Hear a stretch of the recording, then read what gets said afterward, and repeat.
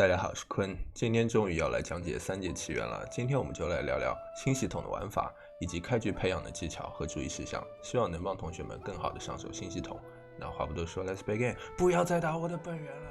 首先，三界起源是什么？它是一个抽卡加养成搭配的玩法，通过抽奖抽取卡池中的仙友，分橙紫蓝3个档位啊。那每个仙友呢有各自的种族，那这个历练点呢，可以给仙友升阶，升阶会提高他们的属性加成，并且在6阶的时候仙友会解锁一个专属技能，未达到6阶在释放时则会以普攻的形式表现，好吗？那在抽取到仙友后呢，可以来到仙灵绝技这里，那这就是你当前获取到的仙友可以进行修习来升级。那要说的是呢，从这个仙友5阶升6阶开始，除了历练点外，还需要额外消耗1张本体，也就是说每个仙友要解锁专属技能呢，你至少需要获取到2张同样的仙友，才会让其开始有培养的价值。那不然你只抽到单张的橙色仙友如果它没有办法解锁技能的话呢，它使用的实际效果也会远不如6阶以上的这些紫色甚至蓝色的仙友来得好。那后面我们讲培养就会提到，初期并不是抽到1张橙色就无脑的升到5级，然后丢上阵那样的话在前期培养成型前会非常的尴尬。好，那后续这个7阶升8阶开始还会消耗更多的本体才能升阶我有看到有2张的后面3张，再后面可能要5张，好吗？那这个领域就需要很后期才能做到了。然后呢，就是绝阵这里。绝阵就是这个系统的战斗表现了，我们等于多了一个新的技能类似领域系统开的时候，但是这个技能会更加灵活。那开局呢会自动解锁2个阵眼，之后呢在破虚反虚中期以及混元合体前期，我们可以依次解锁后3个阵眼。那至多呢选择5个仙友进行上阵。那战斗表现呢，在绝阵释放后仙友会从左至右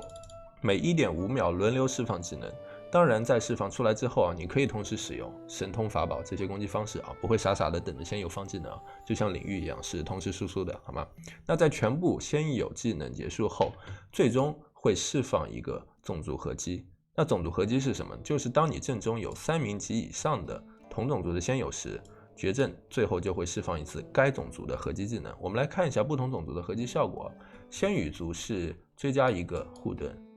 鬼魔是一个群攻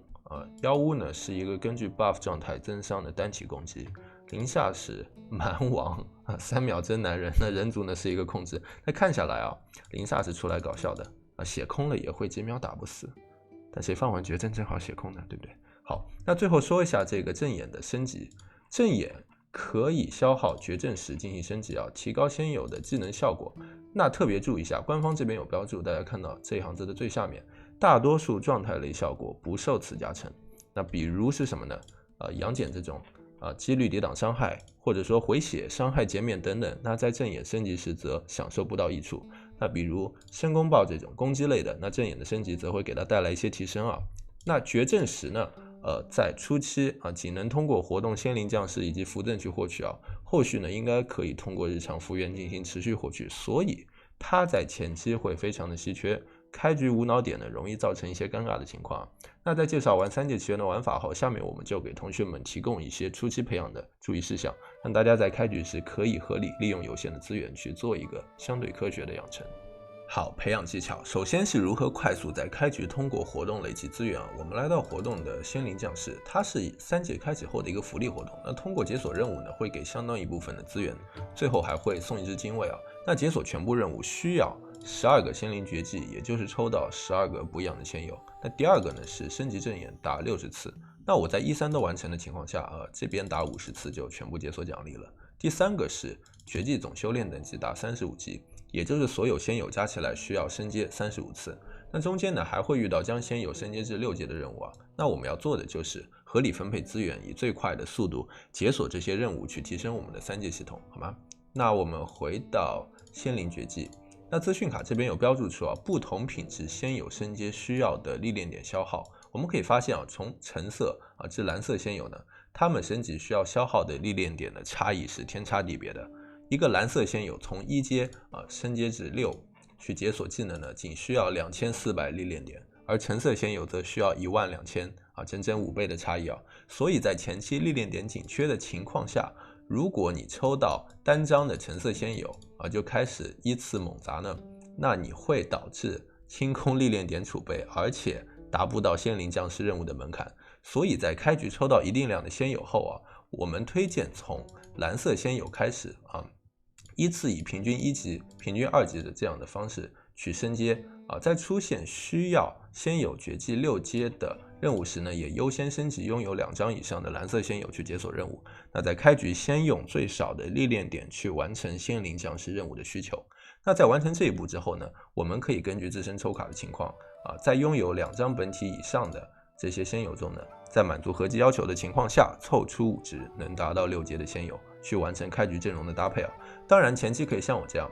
升至6阶解锁技能就停手，也不需要有多的本体就在那边继续去升级，这样的话也方便我们后续阵容的强化和更换，因为这个是没有办法重置的。那无氪微氪呢，我是推荐开局先从蓝紫仙友玩起，那在开局尽快携带5至6阶且带技能的阵容。那有一定氪度的同学呢，你可以根据自身的情况再参照这个资源消耗做一个更强的搭配。那这边额外提一嘴零差他们有点特殊，他们升阶提高人物基础属性，他们是到了6阶也没有技能的，所以在上阵阵容中我们不会选择带零差的仙友，好吗？那再来是绝阵的养成，我们先来讲讲绝阵的35号位他们的解锁条件可以在资讯卡这边看到，需要绝技总修行等级达到20、25以及32，那这个和仙灵将士的任务是重合的。额外的呢是15、200、300，总计650绝阵时的消耗。那在系统刚解锁的时候，绝阵时的花费我们一定是优先给阵眼的解锁。那在完成任务的情况下呢，为了达到仙灵将士任务2，也就是升级阵眼达到50至60次的要求呢，我们在解锁完阵眼之后呢，会以平均1级、平均2级的这样的方式去升级阵眼。那在任务一共升级60次，其实仅需要达到5阵眼，平均12级就可以了。那境界未达到解锁条件的同学，比如说你只有3个或者4个，那会稍微困难一点。但是切记，开局一定不要对着一个阵眼在那边猛砸，好吗？那1级1级依次完成任务再说。那我们影片之前有提到，这边状态类效果不受阵眼加成影响，所以呢，往后我们可以着重提高一下攻击位先有的这个阵眼。那在资源不够的情况下呢，你可以暂时搁置状态位这个先有阵眼的升级，让它们形成一个等级差，形成更好的效益，好吗？然后我们来提一下，针对开局有氪永久礼包的同学，我们开局的先有宝箱该如何选择？在3节开启后呢，除了抽奖，我们有3个高 CP 值的礼包可以购买，一个是33台的精卫，然后170台的随机橙色仙羽族，2个自选紫色仙羽族，最后是670台的自选橙色仙羽族那可以看出，因为礼包大量的仙羽族仙友的提供，那在开局呢，仙羽的阵容一定是最容易成型的。那3仙羽我认为是很适合体修的法修呢，仙羽中虽然有很适合法修的仙友比如凤凰，但是因为法修在护盾上本身比体修有优势，特别是仙法这种又含有护盾特色的职业，那在前期可以先仙羽过渡，后期凑合击的时候呢，也可以考虑不用3只仙羽，比如针对 PVP 你用3只妖物的合击来补充输出手段这个都是后续的一些调整方向。那开局呢，33台的精卫加上仙灵将士送的精卫，我们可以保证1只6阶精卫。那在橙色仙有这么难抽的情况下，前期肯定是可以拿来使用且过渡的然后就是看脸的随机环节看你这只橙色的随机仙羽抽到的是什么。那比如说抽到杨戬雷震子然后还有一个太白都是可以的。那我个人认为抽到杨戬的话运气会好一点小不灭火，那30%几率完全抵挡1次伤害，那挡到神通的话是相当舒服的。那雷震子和太白呢一个是时间比较长的多的回血，一个是量少一点的这个瞬间回血那如果你在随机一只出来后靠抽奖完全拿不到金色的话，那你也可以考虑用那个自选的礼包去换你随机拿到的那个。但是如果你不急的话，你完全可以留着这个宝箱，如果你想要杨戬但随机就是没有抽到杨戬呢，也可以等培养一段时间，比如抽出1只杨戬后你再拿这个自选去凑第2个。但是呢，如果你用那个自选直接去拿随机出来的内资，你就可以直接凑到6阶啊，让这个前期的阵容直接成型。然后呢是这个2个紫色宝箱的选择，那它里面有雷雨啊，这个，然后一个知书童子，然后一个凤凰。那这边我会推荐体修选择知书啊，知书是一个必定减免30%，接下来2次伤害。那法修呢，我会选择凤凰。那为什么体修凤凰不好呢？因为消耗3%增援，回复160%消耗量的器械。那法修使用凤凰的收益是明显高于体修的。举个例子啊，2个同战体法修，假设体修是200点血100点魔，那法修是100点血200点魔，那使用凤凰的体修相当于用3点魔兑换4.8点血，那法修相当于用6点魔兑换9.6点血。那先不说体修是否缺增援啊，那同样的技能，体修的收益是1.8，那法修的收益是3.6，所以这边更推荐凤凰给法修用。那体修呢，我们直接拿来无脑减伤就好了，好吗？